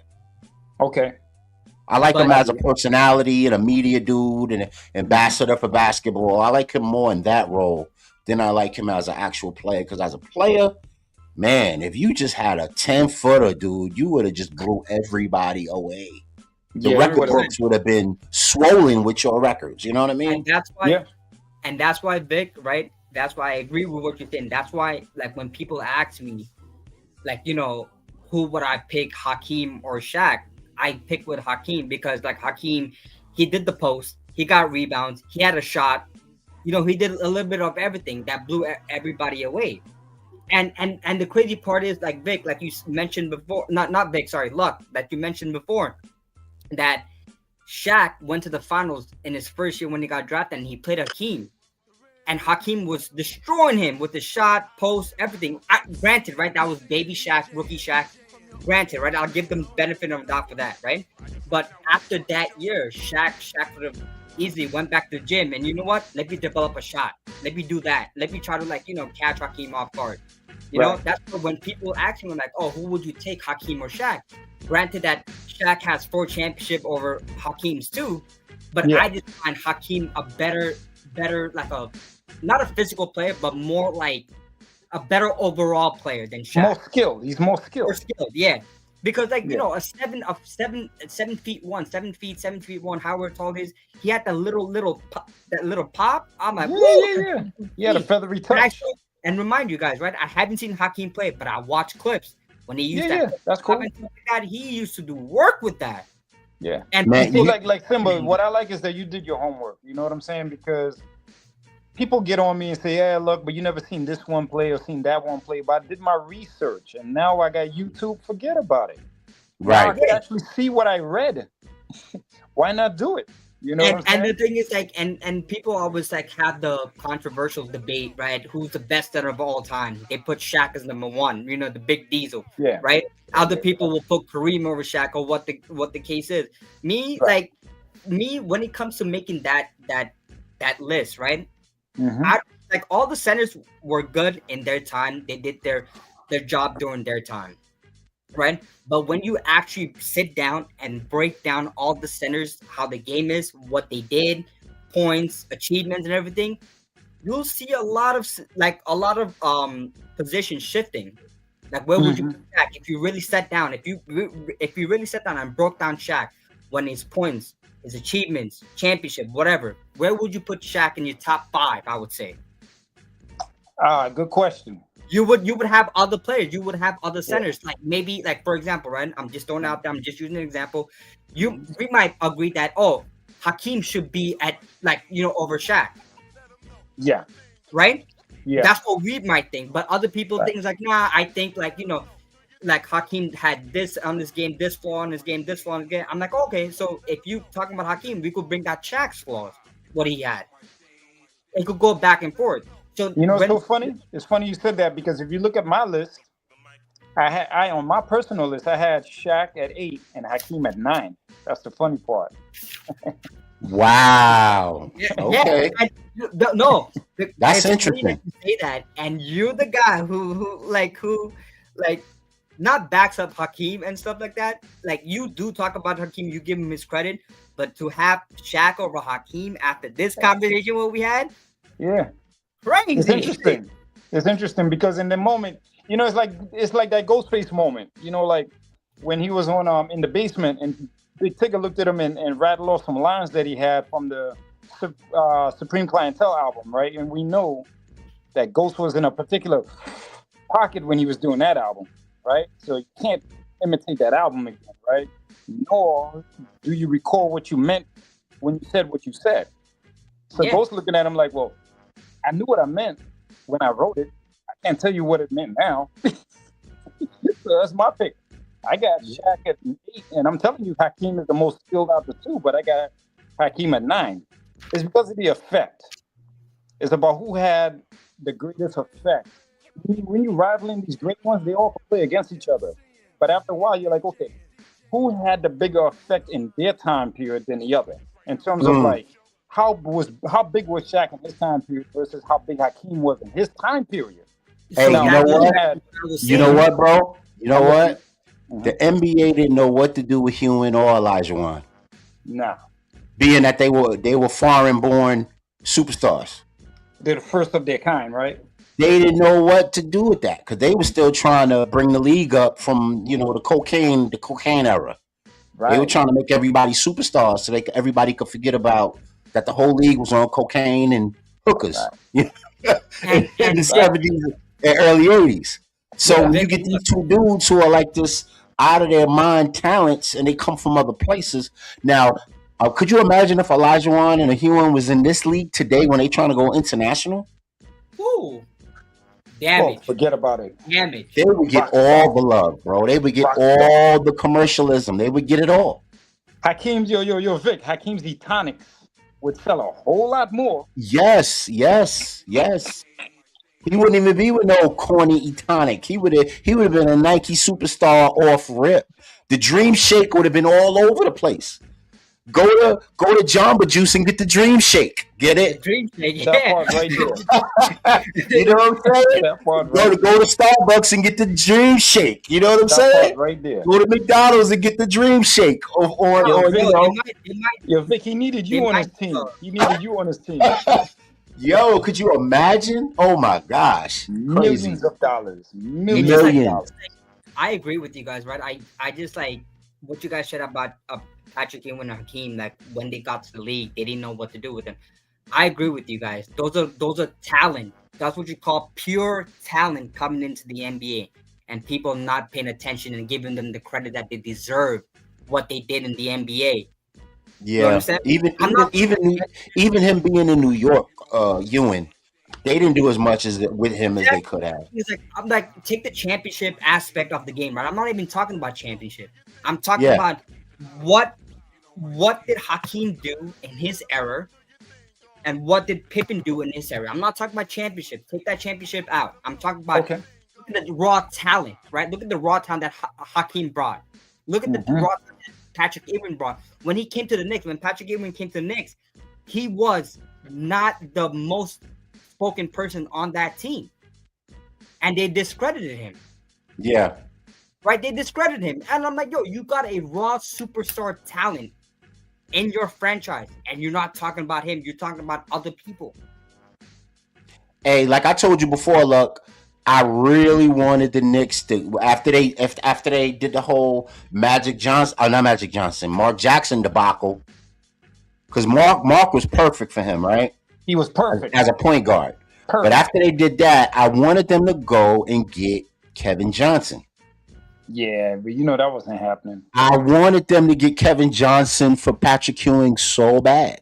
Yeah, they weren't going Because they both had Yeah. fledgling careers, and they both were great, and they were just playing for air. They were just playing for posterity. Yeah. You knew they were never going to really get to a championship. I mean, Ewing did, but Ewing did when he was an old, wrinkly, grinkly man. He could he was icing his knees every 5 minutes, Yeah, you know. man. Yeah, man. I was like, please get this man a point guard, please. Right. Please. And correct me if I'm wrong. Didn't Mark Jackson leave the Knicks and come back one time? Am I right or Did he? wrong?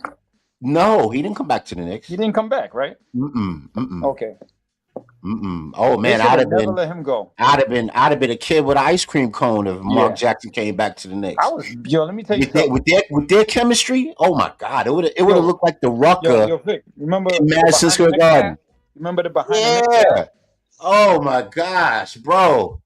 In between the legs, they were having fun out there. You know what I mean? Mark Action Jackson, baby, one of the best Oh, passers of man. all times. I'll put him on a scale I with don't know, anybody. man. I know Mark was fat, and Mark may have said some things. Mark got a big mouth, so young Mark might have said a thing or two to get himself out of the good graces of Madison Square Garden. Yeah, I don't know how, but yeah. But if you got that man a personal trainer, and he did his Luka thing where he slimmed down and get ready to play, right? Mark Action Jackson would have been a problem because he developed a 3-point game late in his career. He did. Oh my God! But he started working on man. that with the Knicks because Rick Pitino had that. Rick Pitino's the grandfather to this whole 3-point shooting thing. Him and Mark Jackson. Yeah. Because Yeah. Mark took his style and took it to Golden State.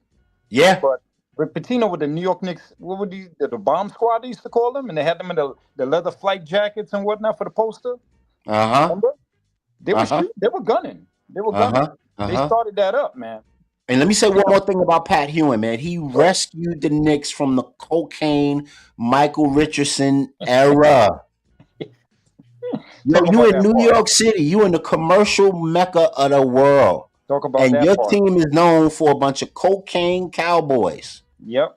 And then you get this 7-foot Jamaican dude who could jump out the gym, and he saves your franchise, and he's the only thing your franchise has for like 15 seasons. And they didn't have the they didn't have the wherewithal. They didn't have the civility to allow that man to retire as a Knick. Oh, that broke my heart, bro. That broke my heart. Disrespectful. That broke my heart. And you know why it broke my heart? Because when I used to work for Madison Square Garden, I was a popcorn boy, right? In high school, 9th grade, 10th grade, right? He gave me $20, which was a lot of money back then. And he said, yo, go get soda for me and a couple of other, you know, they were doing their floor exercises. So he was cheating. He said, yo, go get me soda. Give me like 3 sodas and keep the change. And back then, them big sodas was like $1 a piece. Right. So he hooked me up for the night. And that's how that went down. You feel me? Yeah. So I always got a soft spot for Pat. You know, Pat was dope. You got a soft spot for him the way I got a soft spot for Mark Jackson, because I met him on Guy Brewer Boulevard. Now he was a good dude, man. He did, you know, he's a good dude. The organization just didn't do enough for him. Action Jackson didn't snob me. You know what I'm saying? Nah. And then they had Strickland, and they fucked that up too. Yeah, golly. How you could have Strickland and fucked that up too. They had 2 of the best point guards of that era. Oh my gosh. From New York City, natural born New Yorkers who made noise in college on the same team and let both of them go. Unreal. It just shows, right? To bring what? Derek Harper? A broken down Derek Harper that ain't as nice as he used to be in Dallas? Derek Harper, Mo Cheeks, and Chris, Doc Rivers. And Doc Rivers. all these beat up point guards, man. I was just broken like, down. good. Rubbing Ben Gay on their knees type of dudes. Like, I could smell the Ben Gay when they came over. I know it. I don't want to be too crazy with the old school Knicks stuff, but Pat don't get enough love. And there's a lot of people in the league. So Simba put Patrick what number? Simba, you put Patrick where again? You made him. Give me 1 second. Hold on. I put Patrick at number 20. God bless you, man. I didn't do that. God bless you. I didn't do that either. Yeah. I'm a Knick man. I bleed Patrick, but I didn't put Patrick in my top 20. Yeah, I like that. I saw that, Simba. I saw you. Yeah, like Simba won the game. Simba won the chess game tonight. You know, Simba won the chess game tonight. I know. I see what he's doing. No, with all due respect, right? Out of all the times I see what he's doing. I talked my shit against the Knicks, you know. When this is what I see, right, guys? Is when I see credit, that's when I give credit. You understand? Credit is given, not earned. If you put in the work, if you did the work and stuff like that, I'll give you credit for that. I could tell you, I'm like, you know what? Look, you did good. You deserve in this spot. I see what you did in your past. You belong up here. You understand? I give credit where credit's due. And that's what I'm gonna doing. Say this, that's right? What I'm doing. I'm gonna say this. Look, I'm gonna say Pistol Pete and Patrick Ewing probably had the same trajectory. Okay. Pat just did a little bit more in terms of making playoff appearances, and two championship appearances. Right. But they were the franchise, and they really didn't get a whole lot of help. Pistol was. They didn't get a whole lot of help. Yeah, it's unfortunate. Pistol was the franchise, you know. So I understood your argument. Yeah. But you know, it's just too bad that you got organizations that'll just rely on one player that's just so larger than life and never give that player no help and just milk the cow until that player is old and broken down and can't do no more for you. You know what I mean? Yeah. This It's terrible. Is what happens. This It's is what terrible. happens. Yeah, man. Lastly, before we get out of here, because it's 9 o'clock on the Dizzy, what players in the modern league do y'all think? I have 3, but y'all can give me 3. What players in the modern league do y'all think could eventually make our 75? Well, Give me 3. Okay. I was speaking in the sense that some of them might have made mines already. You know what I'm saying? So I would I would put Joker. Joker has made it 10 and plus. He deserves that. Kevin Durant is in there somewhere. He deserves that 10 and plus. You know. Is Kevin Durant part of the 75 or no? In real life, he is. Yeah, he's in the 75. In real life, he is. In all 75 lists, because you know there's a few different 75 lists out there. Hell yeah. Well, he's in the official one. He's in the official, right? He's in the official as a referee whistle one. So he's in that one. I would also put Russell Westbrook. Westbrook. 10 years plus and triple double king. He's in there. Okay, yeah. A lot of people don't like him because his production has declined, but now he's in there. Yeah, he him. People like him and Steph and AI, they led the guard heliocentric type league. You know what I mean? They led that charge. Where you know who's a tragedy? You know who's one of the tragedies, and it's a relevant conversation because he did make it past 10 years. Is Rose. Derrick Rose. That's a tragedy.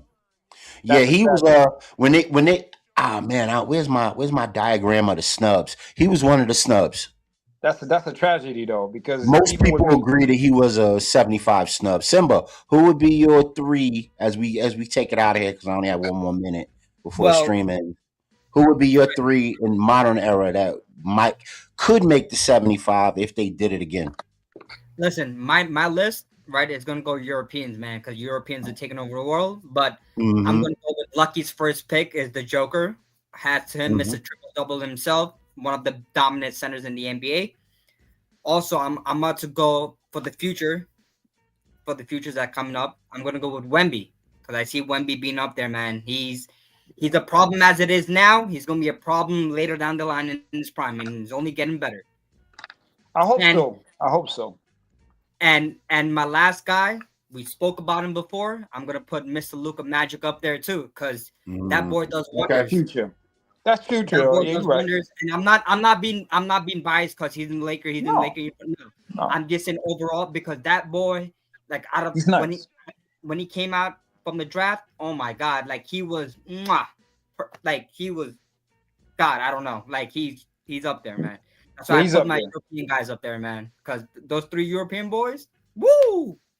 Okay. I'm not gonna be surprised if they take off the world, and they are gonna take off the NBA after LeBron and all them leave. The European cats are coming, and they're taking over the NBA, man. Wemby, Joker, Luka, all them cats, they're coming. They're coming. Yeah. Well, they're here. So we'll see this year when they do the All-Star World Challenge. We'll see what that looks like. We'll see if cats can hold court or if they just get mopped up by all this European talent. If Giannis could develop a consistent 20-footer, all-time problem. He's an all-time problem. Absolutely. You He's remember going to slow down a little bit. Relatives. You remember when I did Distant Relatives, I told people, even though their signature don't look the same, but he is the Dr. J of his era in terms of being a freak athlete of his era. Right. A freak athlete, Right. That's what they mean. The Greek freak. If he could develop even a Dr. J type of jumper, he'd be dangerous. He is going to be, and I know he hits a 3 every once in a while when he's like all alone in the desert. It looks weird when he does. And it's looking weird doing it. But that's kind of the name of the game nowadays. But correct. If he develops a consistent, he don't even need a 3. Just hit a 20-foot. Just hit a 20. Right. That's what I'm saying. Like, not a lot of players could shoot like a 20-foot jumper consistently, man. If they could develop their game, woo! Yeah, he's going to be a problem. It's not even going to be the word. It's going to be like, damn, like, how do I stop him? Right. Hey, man, this was a great episode, y'all. Yes, sir. Always. Loved it. Lots of banter, lots of back and forth. We want to thank Tomcat and Dom for coming on and giving their lively commentary as usual. Yep. So for myself, for Ball Player Luck, for Simba, the winner, we want to tell y'all peace and tune in for In the Bonus next time. Come on through next week and rock out with us as we finish out our top tier of our all 75 team. Peace, y'all. Peace.